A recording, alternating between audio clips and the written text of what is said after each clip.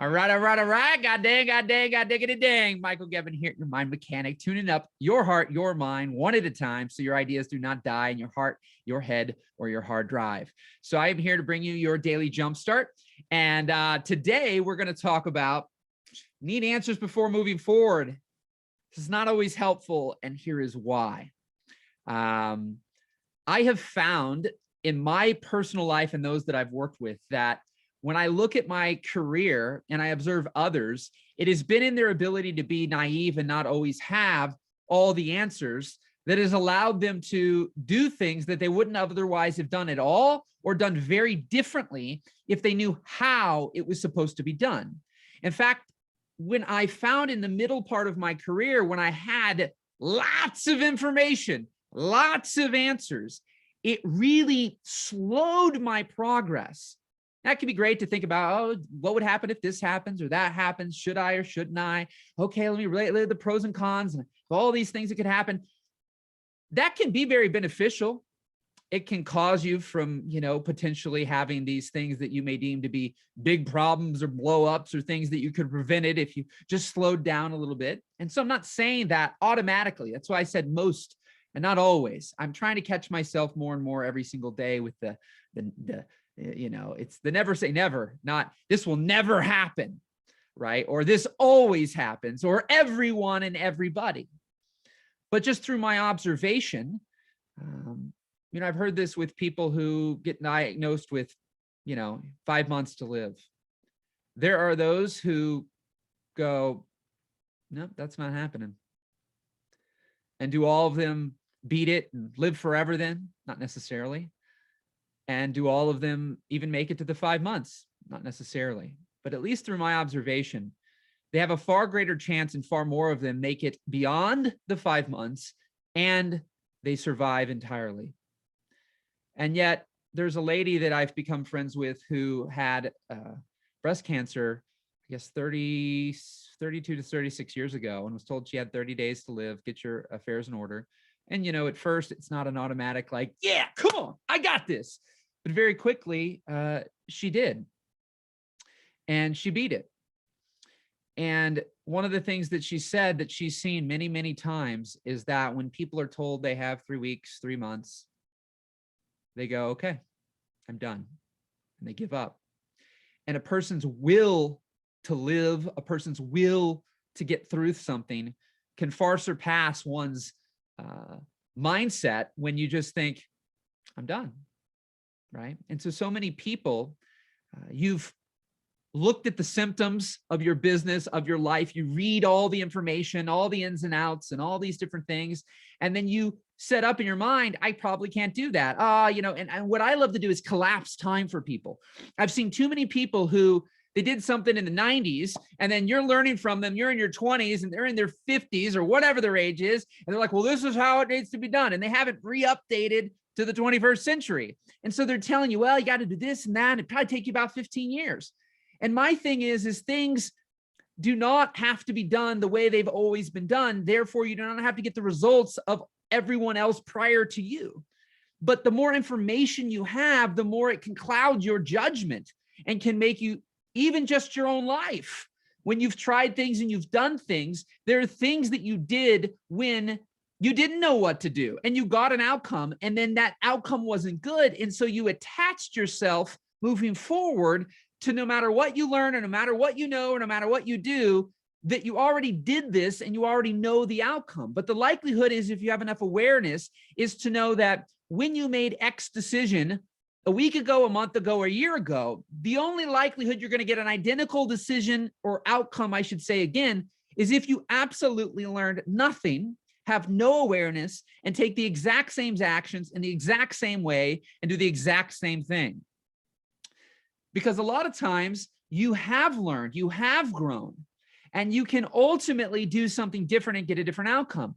But sometimes what I find is when I've been naive and don't look for all the answers and the need to know everything before I act, that I can act faster and readjust quicker than if I'm just consuming, just layering on the information and all the probabilities and all the ways it could go down. And then what happens is, in the middle part of my career, it slowed me down. And so now, yeah, I can't unlearn and unsee things. And that's the thing. If you go look something up and you start thinking that's what's going to happen, if you happen to read an article when you've got this great idea and you go Google it, and the first article you read is how that's a stupid idea and you shouldn't do it, now all of a sudden you automatically think, maybe I shouldn't do it. And your whole demeanor changes, right? Your energy, your vibe, all of it changes. And so what I have found is that, again, a lot of times people are projecting their limits on you. No different than somebody who's trying to do something positive. How many have ever heard this phrase? You go to ask somebody to do something that you don't know how to do, and somebody that knows how to do it really well goes, it's real easy. You know, for years that boiled my blood, because I had no awareness around it. And I was just like, it boiled my blood. It triggered me. I'm like, if it were really easy, I know how to do it. Right. And so there's that aspect that sometimes the people that know how to do things, they don't know how to teach things. And so they assume that because it's easy for them, why doesn't everybody do it? I've seen people talk about that with saving money. There's people who are just, they were great at saving money. They didn't pay a lot of attention to other people. And then when you don't have any money or have tons of debt, they're like, well, it's really easy. And this is one of those examples. So a person, which is true. Some things we're looking for complicated answers, or it's got to be a bit more difficult than that, or the shame we feel because something may be really simple, but based on our upbringing, based on our beliefs, based on a whole slew of things, this really simple thing we didn't do, and therefore ended up with the consequence of it. So something for me is somebody who's really great with money. Now, I've become an enormously better with money since I was 30. I'm 35 right now. But initially, from 18 to 30, I was not good with money. And during that same period of time, with people who earned way less than me, when they turned 30, they may have had a few $100,000 saved. And then when I turned 30, I was choosing, do I go bankrupt or not pay my credit cards? I had like $150,000 in debt, yet I had generated a few $1 million in revenue.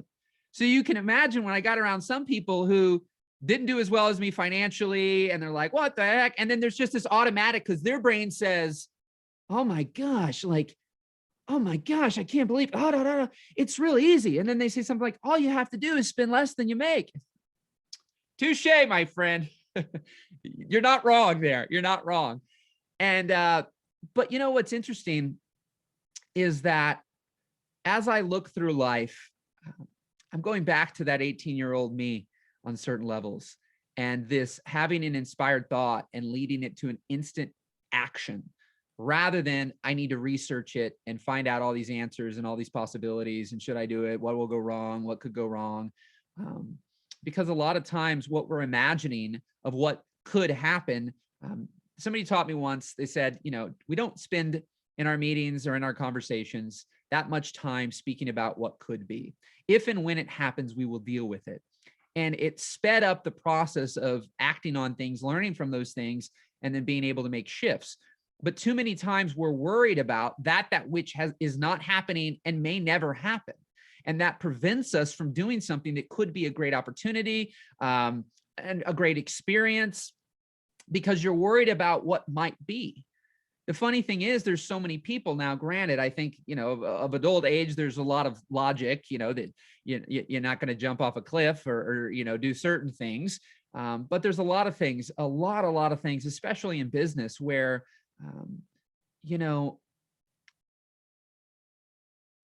you're not necessarily, like, it's not life or death always, right?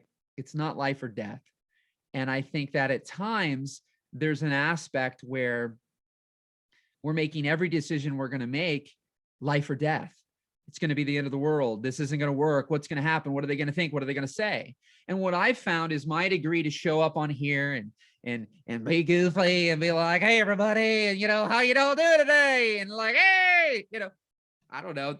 Did that help anybody? Not necessarily, but just simply the act of doing it would be something years ago I would have never done. Like, there was this other quirky, weird, non-serious side of me, and I just never showed that side. I get on here and I'm always speaking and very like, yes, and I don't have all the answers. I wouldn't say that before. Like, there's all these things that But by my ability to stop judging others, I'm less worried about being judged.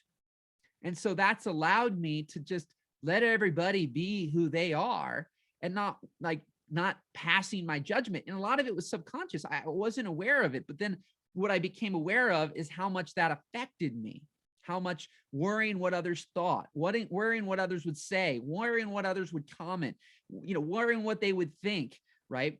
And then that's because what I came to an awareness about is that I didn't think I was that judgmental, but then I'm going around and pointing fingers and look at that. And why I can't believe they're doing that. And then so what happens is, especially if you're promoting your business and you're doing things, you're putting yourself out there and you're seeing people do things that honestly could be great strategies, but through the lens and through which someone's using it, it looks very conniving, manipulative, negative. But that's the thing. Vehicles. If you feel like, oh, Facebook ads, all these scammers use Facebook ads, right? It's no different than thinking money's the root of all evil and money doesn't grow on trees. If you think that rich people are a-holes, then there's a reason why you probably don't have much money. Like the probability that you look and say things like that and simultaneously have a lot of money is probably low because you'd become that. If that's your view, if your singular view, if you don't have a duality view, if you have a single view that rich people are a-holes, if you have, scammers use Facebook ads, if you look at these certain things and you make these judgments because you by and large see certain things, then those certain things that are great vehicles, ads, webinars for certain businesses, networking, having lots of money, these things, if in and of themselves, they're neutral rather than being a negative for you, then you're likely to use them and treat them very differently. And so it's something that I've found to be powerful to recognize there's always two sides to a coin. Anything that I say that I'm like, well, this is a way that I've done things, it's never the way. I always want to make sure that people know that intent from me. I'm never saying I have the way, the right way, or the only way, because what I found is we're always looking for resonance. See, an old me and a lot of people that I've been mentored from, not always, I think when we lack awareness, we are projecting our limitations onto other people. We're projecting our way and expecting that it can be everyone's way. That's why there's so much cookie cutter, one size fits all things out there. And there are people who get great results and there are people who don't. But we could just blame the people for not actually using it properly or this or that. But if we really think about it and get deep, it's because we're all very different in a lot of ways. And there's no way that one thing, just like clothes, typically, glasses, right? Like ring on my finger, like there'll be people this can fit perfectly, just like it fits me perfectly. But it won't fit everybody. No different than if I put it on this finger, right? Gosh, it falls off already, right? And so that my 5 fingers are like humans, right? So if I tried to sell a ring and said this ring fits and works for everyone, it would be a lie. So to the degree that courses, books, programs, college, certain foods, drinks, money, ads, marketing, all these different things that you have a preconceived notion. If you start questioning everything and going, is there an opposite to this? Religion, politics, vaccines, whatever. Could there be another truth? Could 2 things, 3 things, 5 things be true at the exact same time? Now, for some of you, there is no way that's possible. Certain things, maybe, other things, never. How's that working for you? If it's working, awesome. If you feel you go through life and life's kind of hard and difficult all the time, start questioning that. Could it just be as a possibility that there are more than one truth to any given thing and there's not just one? Some of you, that's going to rattle your world. And some of you, it might be like, a big shift, and others are like, heck yeah. And for me, I sit with that ability to look at just about everything and see two sides to the coin. Somebody's being really mean and hateful to you, probably a reason why. And it's not just because they're a mean, horrible human being. Now, my default at times still is like, oh, it can be some blood boil for a minute. Why would somebody do that? Why would they throw trash out their window? Why this? Why that? And then I can slow down and go, probability's high. Somewhere along the line that they haven't broken a cycle, they were taught that. They just haven't broken that cycle. Hurt people hurt. So this idea that you need answers for everything, sometimes I go on different topics in here, but the idea that you need answers for everything, realize that there are lots of answers to things. And so you find an answer and think it's your answer, and it gives you proof that it's not going to work, or you get distraught. Realize there's somebody else who found a different answer, and they're moving on that same thing, and they're going to get an incredible result. And you could have too. And so sometimes you don't need all the answers to move forward, because even as you have a perfect plan, when you put the plan in place, the plan doesn't work. Have you ever had that happen? So if you have a lot of proof, all these P's, you've done it before and it hasn't worked, maybe give a different plan a try. Maybe that plan's not needing to have all the answers, having a little courage to go out and do something, try something you haven't tried before without needing to, do 12 and a half months of research before you take one action, or maybe you never take that action at all. Because there's a ton you can learn from taking the action right now, today. Be safe, be awesome, keep rocking, keep rolling. This is your Daily Jumpstart. Michael Gebben here, your mind mechanic, tuning up your heart, your mind, one at a time, so your ideas do not die in your heart, your head, or your hard drive. Appreciate you so much. Have an incredible rest of your day, whether you're listening to this in the morning, the evening, or the afternoon. I appreciate you. I appreciate your attention. If you're catching this later and you're on right now, leave me a comment. I plan to do a topic and a discussion here on ADD, ADHD. I'm getting feedback from people as to whether or not, that's something that they feel it's hurt them, helped them, or both in their career. And so you can send me a private message, go to my Facebook, leave a comment, or leave a comment on this video. And if there's a topic you'd like me to cover on your Daily Jumpstart, leave me a message or leave a comment somewhere, and I'd love to hear from you. So keep rocking. We'll talk soon. Take care. Bye-bye.